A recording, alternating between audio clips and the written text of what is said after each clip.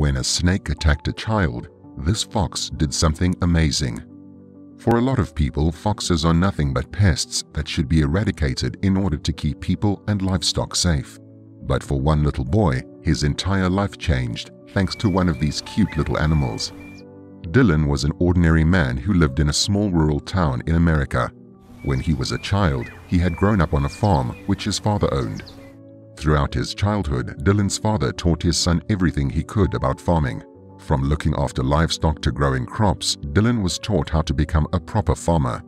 But despite everything that his father had taught him, the young boy still dreamed of going off to college to get a degree and a high-paying job. So when the time came and Dylan was old enough, he left the farm in the village and went to college in the nearby city where he got a degree in law. Whilst he was away, Dylan's father sadly passed away, leaving the farmhouse and the land to Dylan. After hearing about his father's death, Dylan was devastated, and although he managed to earn his degree, he decided to return to the village where he grew up. The young man wanted to feel close to his father in any way that he could, so he decided to take up farming, as it was the thing that his dad had taught him from when he was just a little boy. Dylan was a hard-working man who loved his job working the land. One day, he met a young woman called Julia, who had also grown up on a farm. The two hit it off immediately, bonding over their love for their work, and before long, they were married with a baby on the way. As the years passed, Dylan and Julia happily worked on Dylan's farm, with the man teaching his son, Ethan, everything he could, just like his father had taught him. Ethan also loved to go for walks with his father in the nearby forest. Father and son would spend hours simply trekking through the woods, content to take in the beauty of nature. One day, when Dylan was 9 years old, he asked his father if he could help him plow one of the fields. Dylan refused, telling the young boy that it was too hot and that he would be better off staying at home where it was cooler. But as Dylan headed off to work, neither him nor his son could have guessed what would happen that day. Whilst Dylan was plowing one of his fields with his tractor, he suddenly spotted a weird object lying in the path of his large vehicle. Not knowing what it was, the young farmer stopped the tractor and decided to take a closer look at the mysterious object.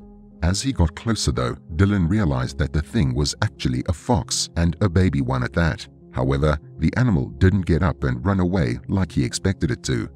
That's when the farmer noticed that the fox was injured and very malnourished. It looked like the young animal was on its own, with no mother around to help it.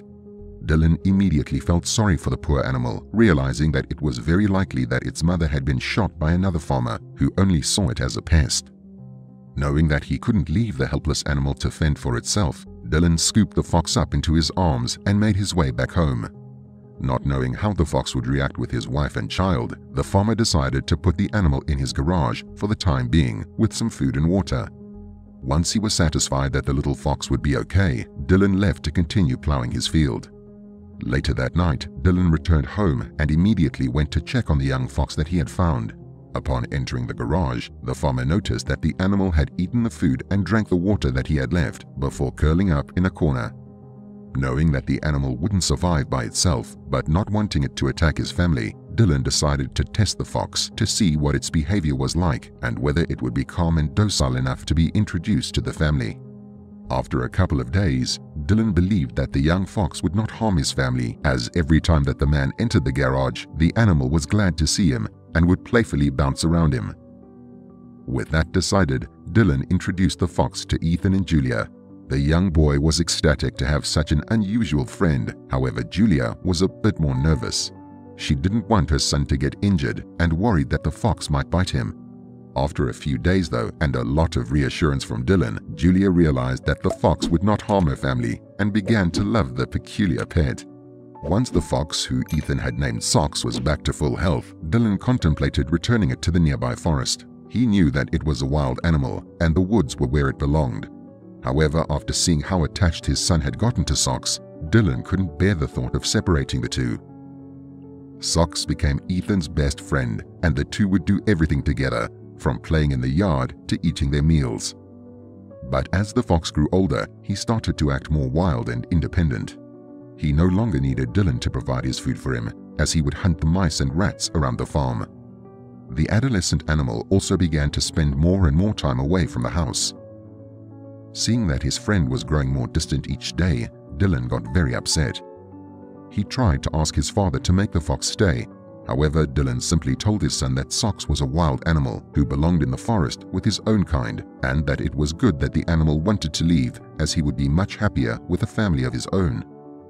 Ethan agreed to let Socks go and live his own life, and so one day he walked the fox to the edge of the nearby woods. He told the animal goodbye and promised to always remember him before telling him that he should go find his family in the woods. The fox gently licked the boy's hand before trotting into the forest. For the first few months, Ethan would return to the woods on a daily basis, hoping to at least catch a glimpse of his friend, but unfortunately, he never did.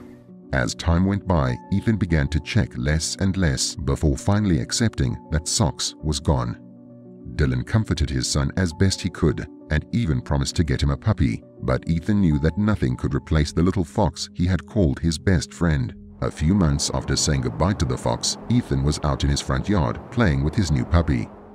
Dylan was on the roof of the house fixing a hole which was letting a leak in, and Julia was getting dinner ready in the kitchen. It was a peaceful day, with the only sounds being that of the birds chirping and Ethan giggling. Suddenly, the peaceful atmosphere was ruined when a loud scream tore through the air. Dylan sprung to his feet, realizing that the scream was coming from Ethan, and hurried down the ladder from the roof. Meanwhile, Ethan was frozen in the front yard. Only a few feet away from him was a poisonous snake who seemed incredibly angry. Ethan's new puppy began to bark at the reptile, but ran away scared when it turned to look at him. Ethan couldn't move, worried that if he did, the snake would try to attack him. As the beast slithered closer, Ethan closed his eyes and waited for the painful bite, but it never came. He suddenly heard a loud growl with some yelps. When he opened his eyes, he couldn't believe what he saw.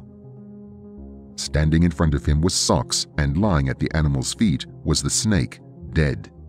The fox must have heard Ethan scream and run to help him. At that moment, Dylan ran around the corner of the house, only to see his son smiling wide with his old friend. The boy and the fox played with each other for a few hours, reliving their old joyful memories, before Socks licked Ethan's hand and began to walk away. This time, instead of being sad, Ethan was happy to see his old friend living his life like he should. Just before the fox disappeared into the forest, Ethan caught sight of a group of young fox cubs, and he knew that Socks would be just fine. Let me know what you thought in the comments below, and don't forget to like and subscribe for more awesome tales.